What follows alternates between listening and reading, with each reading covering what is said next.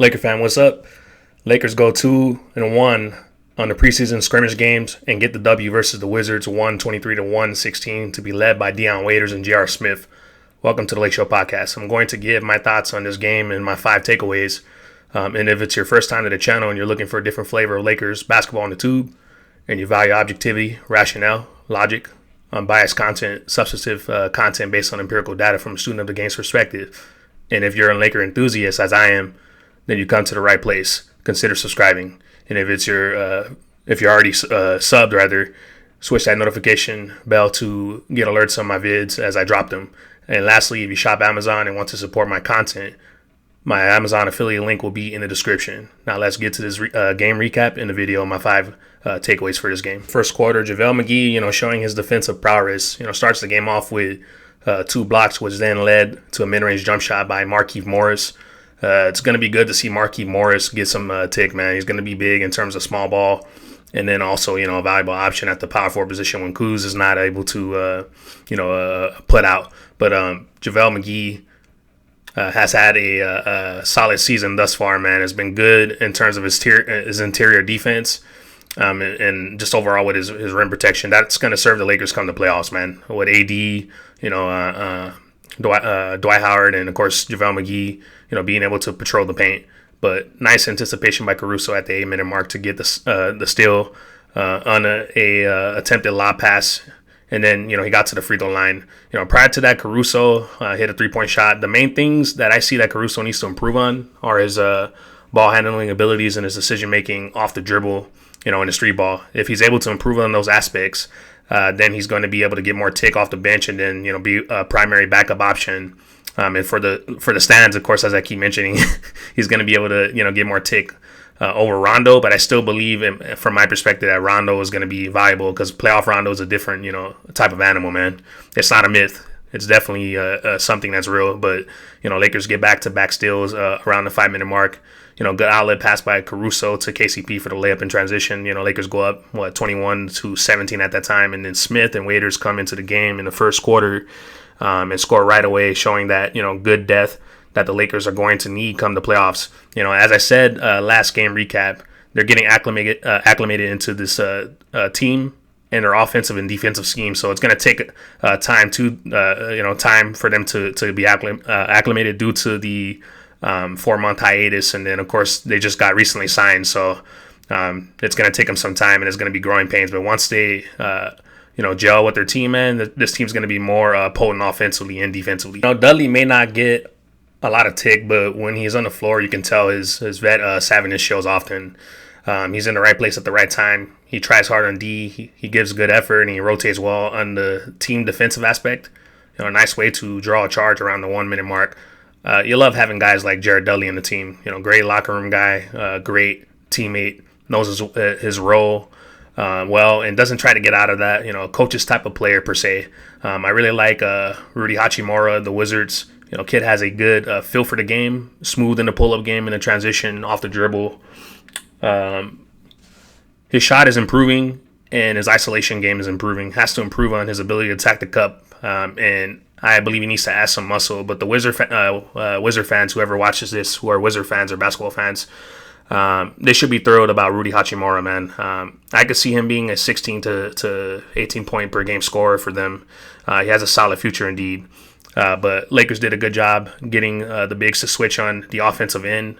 Quinn Cook, Dion Waiters, they were able to switch or get the bigs to switch on them and then able to capitalize. Redder, it was going to the rim or scoring from the perimeter. Wizards like to switch a lot.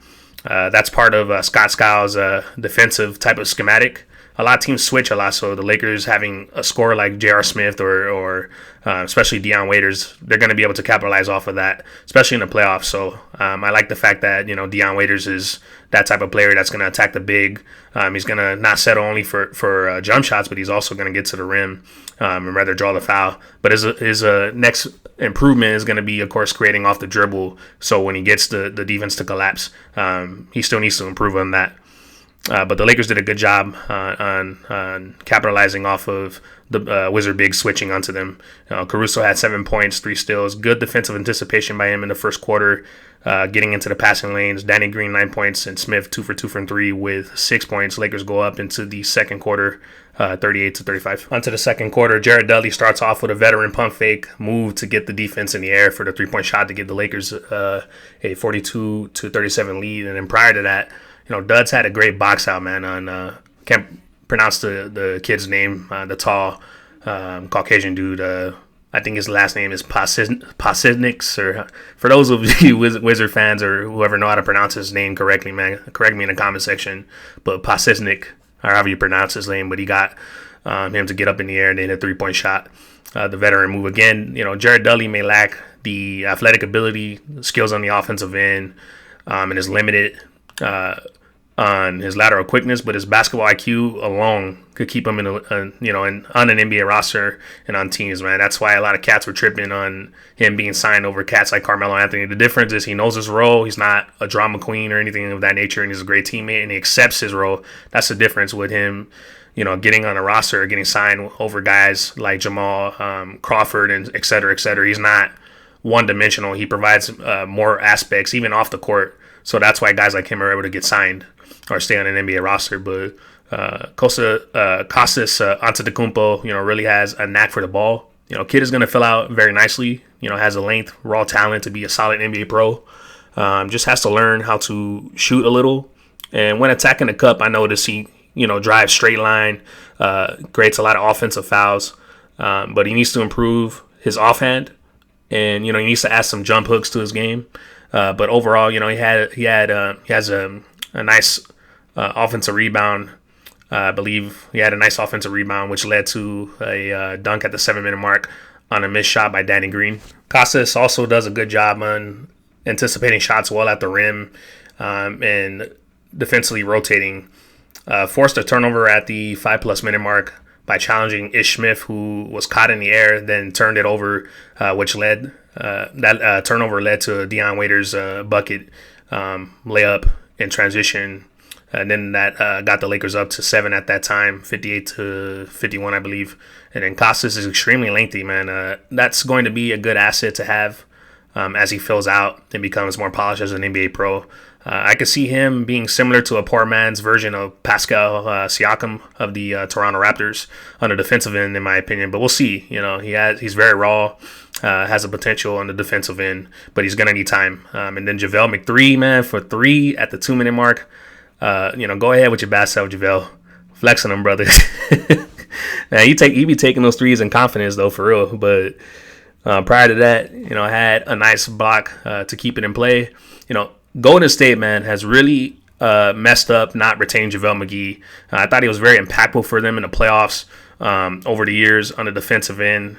Just his ability to stay with point guards on the perimeter and challenge them at the rim and make them alter shots. Him, again, having bigs that could move agile on the perimeter and stay with point guards, man, being that this is a point guard-driven league, is very vital to have. A lot of bigs are slow-footed, but with JaVale McGee, Dwight Howard, and Anthony Davis, even if they are switching, it allows the Lakers to have nuance in terms of their defensive schematics. So that's always a great thing to have, those type of big men. But one man's trash is another man's treasure, per se. So thank you, Golden State, for allowing JaVale McGee to walk and sign with us. But then McGee followed that up with a nice bounce pass to Quinn Cook. McGee out here showing the more tools in his tool shed, man. He's just not an energy big, or a Shaq in the full MVP. Let's give props where props is due, but good job by JaVale McGee this game. And then Quinn Cook and Caruso really need to improve on their ball handling. They made 2 poor passes that led to turnovers in the second quarter. Both Caruso and Quinn Cook, they're too indecisive, and often they get aerial and make poor decisions when distributing the ball in the air. Coaches always told me, man, fundamentals. They say don't jump and pass, especially from a distance, as you'll give the defense an opportunity to rotate, as the ball travels more in the air. That's why, again, Rajon Rondo is going to be needed, because he makes better decisions at handling the basketball as a guard. Caruso and Cook, they're more off ball guards. They're not really guards that can distribute and set up an offense in the in the half court. But Lakers go into the second half up 69-65. J.R. Smith had a good first half with 14 points, 4 for 5 from three. Danny Green again. It's good to see him get his feet under him and gaining a shot and shooting stroke. He had 13 points in the first half. The Lakers are going to need him come playoff time, and I know he's going to show up. But onto the third quarter, second half, nice pass on the trap pick and roll from AC to Kaycock. Kaycock showing good footwork on that play. Spins opposite of the defensive rotation from the Wizards for the layup. A la Hakeem Olajuwon, right there with the footwork, man. A little sauce. Love it at the 10-minute mark. And then a little THT sighting for the three-point shot in the third quarter to get on the board at the 7-minute mark. Good ball movement from Caruso to KCP to THT for the open three. And then a hell of a block by Costas at the 3-minute mark. He covers a lot of ground, man. Has a solid upside once again on the defensive end, as I said earlier within this game recap. And then Caruso had himself a very good third quarter, redeeming himself from fouling out in 12 minutes of play last game. Had 10 points and shot well from three and attacked the rim well. Good to see him being assertive on the offensive end as his game on that end is improving. He had 17 points to finish the quarter. Then Lakers go into the fourth quarter up 11, 106-95. And in the fourth quarter, man, the game in the first few minutes was very sloppy with the youngins, actually majority of the half, with the second unit, making mistakes, taking ill-advised shots, turning over the ball. But that's part of the growth for the youngins, for the Lakers, South Bay players, and THT, Kaycock, Costas, and then of course Quinn Cook as well, who didn't get much take in the regular season before this pandemic. So it's going to be up to him, of course, to regain some rhythm. But of course that takes tick, man. But you have to stay ready. And then Waiters had 7 points, I believe, in the fourth quarter to close this game. Waiters Island is in full effect, man. That's what he does. He gets buckets. Let's get to the player stats. So J.R. Smith, 20 points, 5 assists. Dion Waiters, 18 points, 6 assists, 3 rebounds. I like to see him keep those assist numbers to about 5 or so. He didn't shoot well to start the game, but he ended strong. Closed this game in the fourth quarter to get the win over the Wizards. And then Caruso, 17 points, 6 assists, 5 rebounds, 3 turnovers. Had a good game mostly, but I want to see him improve on his ball distribution skills and handling of taking care of the ball. Danny Green, 13 points once again. It's good to see him, get his stroke back to be prepping for the playoffs, because we're gonna need him, man. He's gonna get a lot of open shots when the defense collapses on LeBron James and Anthony Davis. So he's going to be he's going to need to be able to hit those open shots. And then Quinn Cook, 12 points, 6 rebounds, 5 turnovers, had a poor game handling the basketball, going into the lane, forcing passes, furling all over the place. He's got to be a little more controlled. He also needs to improve on his ball handling and distribution. Devontae Kaycock, the South Bay Lakers standout, man, 11 points, 9 rebounds. Like the young brother, I think he can be a solid NBA pro that can get you 10-8 in the future. His issue is he's undersized at the center position, but I think he's approximately 6'7", 6'8", but he plays bigger than his height. Lakers, have solid pieces in him, THT, Costas, but all they need is time. All right, Laker fam, let's wrap up this podcast. I'll give you my 5-game takeaways from the Lakers versus Wizards game and what I've learned. So, number one, Dion Waiters will be another closing option. He's showing his ability these 3 games, to score the basketball.